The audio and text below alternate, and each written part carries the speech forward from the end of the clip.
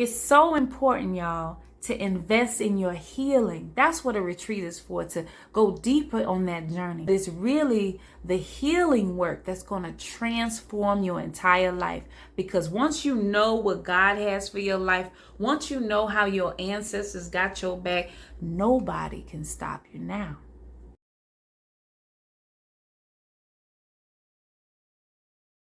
These people that are putting on these things, you need to make sure that their energy is right and they're in the right space. You don't want to go on no retreat with somebody that's fake and phony. You don't want to go on a retreat with somebody that's real desperate for your money. So I wrote this one because I was thinking about going to a retreat, right? And I looked at the website, how they slapped it together, and then I looked at how they wrote it out and who the facilitators were, and then I looked at the price. And then I tried to reach out to them and nobody said nothing. And then I get this like attitude from somebody calling me back. And I said, it's not meant, you know, because what you're not finna do is take all this money. It be our own people that be over here ruining this stuff. Let me tell you something. When you're on your spiritual path, you have to ask real questions, because people will be like taking your money and you just signed up for buffoonery.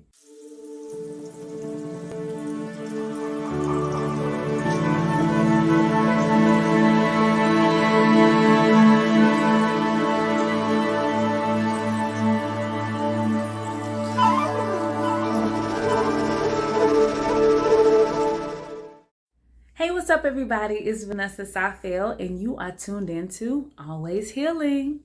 I'm so excited that you guys keep coming back to my channel. I hope that the information that I share is giving you enough motivation to start your spiritual journey now, because there's no time like the present, and we're always healing. So you might as well just jump on in.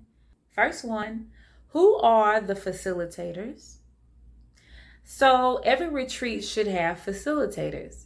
There's always the main host, the person that puts everyone together. And then there's these facilitators. And I'm going to say this, y'all. Everybody that got a PhD and an LCWSYNG type, all these little titles don't mean nothing. You really don't know what that means. Does this person that's on the itinerary have a brand? And do you know who they are? And do they have a platform where their brand offers tools, information, and quality experiences? You want to see that they actually can do what they say they do. A lot of people like to take the clinical route and use that as a retreat level, but sometimes them clinical people can't relate to what you just went through. Can I get an amen in the comments below? I don't know who you are. I don't know who you've helped. So knowing who the facilitators are should be the first thing that's like, I want to go to that. A lot of times, good facilitators have a good word of mouth reputation, like this person knows them, this person knows them. A couple people have talked about them. You know, you've seen them on this podcast and this platform, and they're on the cover of a book. They wrote a couple books that are bestsellers, you know, like they set up, they're doing the work. You want to make sure that the facilitator makes sense and they value what they do, because people be trying to grab your money. The next one is cost versus value of the experience. Look at the cost of this retreat. What else could you do with that money? Spiritual tithing is important in this moment. Having your savings and your stock investments is important. Think about that. When we are dealing with our spiritual journey, yes, we are investing into the journey. Sometimes some things are expensive. Sometimes it's worth it. Sometimes it's not. So the value of the experience is very important. Is what you're paying for valuable? And I'm going to leave it there. So let's talk about benefits. The retreat should be beneficial to you. The retreat should have resources, tools, great facilitators, opportunities for you to learn and explore, right? Are they showing that in their marketing? Are they bringing that up from their past retreats? Are they setting it up where it makes sense of what you're going to experience? It's just like when you look at like the hotels. Like you can go to a hotel and vacation, or you can go to a hotel's retreat getaway. They're two different experiences. Just because someone has some knowledge and they want to grab money out your pockets, okay, doesn't mean that this is a retreat. It probably should just be a workshop. Can I get an amen in the comments below? So now it's time to look at the itinerary.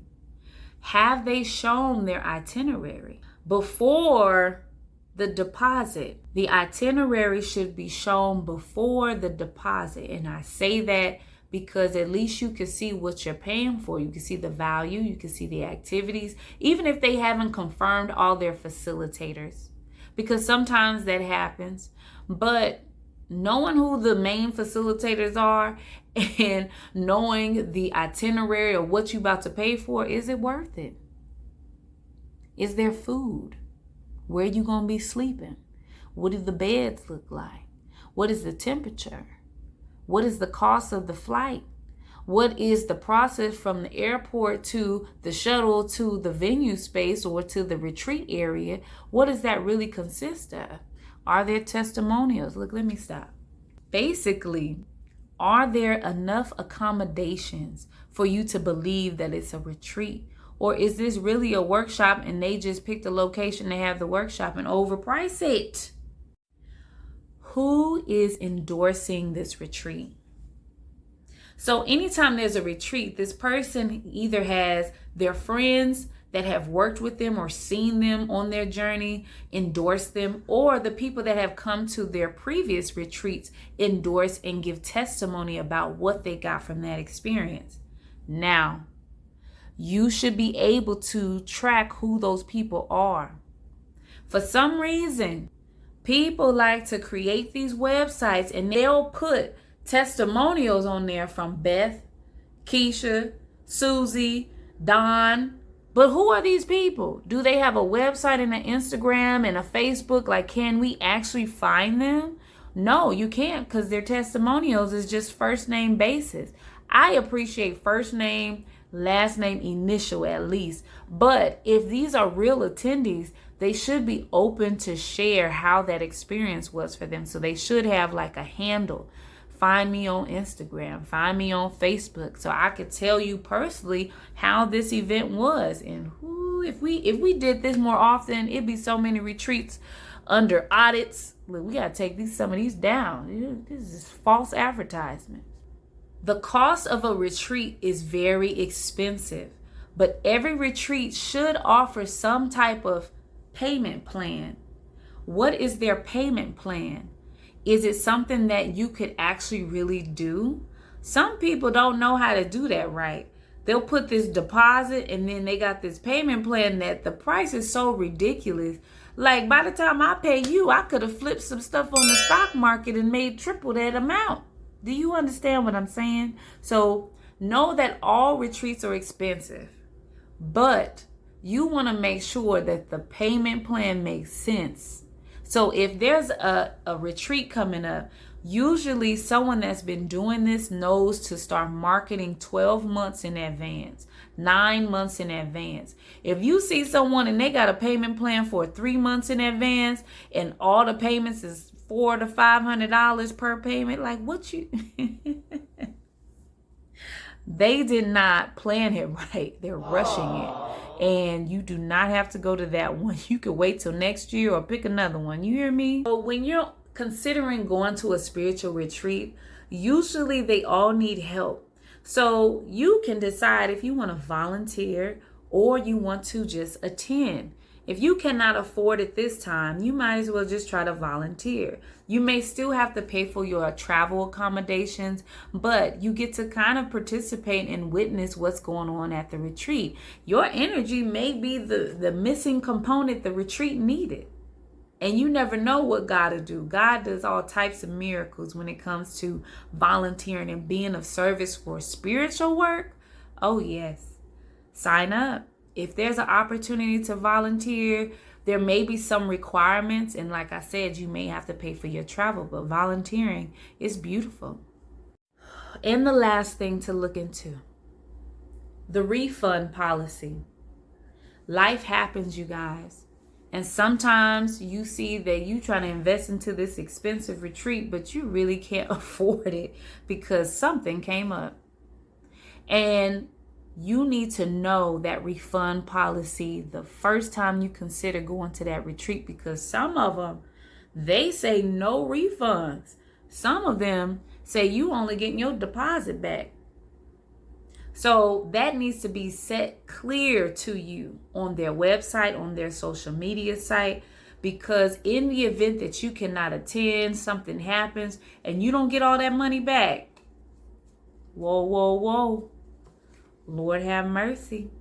But I'll say this, that energy is case by case. For those that are still healing, things come up in your life where you need to deal with that first, or you need to keep investing in this retreat because it's good for you and it's going to help you stay away from this problem that keeps happening. Can I get an amen in the comments below? I know life gets real, but it's so important to still at least know what is the policy for a refund. In closing, a spiritual retreat is a beautiful investment and a boost on your spiritual journey. You're going to discover the tools that you need. You're going to discover the new parts of yourself. And when you have those deep, deep discoveries, you start seeing like, wow, my life matters. My life is important. I needed this. That's usually the testimony that you want. I needed this situation, right? So the next time you consider a spiritual retreat, get this information. And if it's all green, it's time for you to go on that retreat. And I'm wishing you a beautiful journey. I hope that you do the work and do something to expand that practice, expand what you learn, because we need a whole lot of healers. Let me tell you, we need, especially with this AI stuff coming in. Help, hurry up. Hurry up and heal so we can fix these kids out here. Lord, they need us.